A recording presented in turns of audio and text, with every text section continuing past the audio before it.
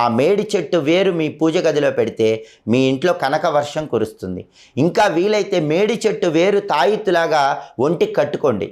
బ్రహ్మాండంగా మీ మనీ అనేది మల్టిపుల్ అవుతూ ఉంటుంది. ఒకవేళ మేడి చెట్టు వేరు మీకు దొరకకపోతే దానికి ప్రత్యామ్నాయంగా పరిహార శాస్త్రం ఏం చెప్పిందంటే మర్రి చెట్టు ఆకులని చెప్పింది. మీకు వీలైనప్పుడు గురు పుష్యయోగం ఉన్న రోజు కానీ, అంటే గురువారం పుష్యమీ నక్షత్రం కలిసి వచ్చిన రోజు కానీ, లేదా రవి పుష్యయోగం ఉన్న రోజు కానీ, ఆదివారం పుష్యమీ నక్షత్రం కలిసి వచ్చిన రోజు కానీ 6 మర్రి చెట్టు ఆకులను తెచ్చుకోండి.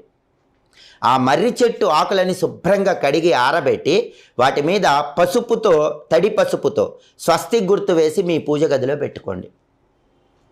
అవి ఎండిపోయే వరకు వాటిని అట్లాగే ఉంచండి. ఎండిపోతే మళ్ళీ తెచ్చి పెట్టుకోండి. ఇలా మర్రి చెట్టు ఆకులు పూజ గదిలో పెట్టడం ద్వారా కూడా మీ ధనం అనేది వృద్ధి అవుతుంది, మల్టిపుల్గా ధనం వస్తుందని పరిహార శాస్త్రంలో చెప్పారు.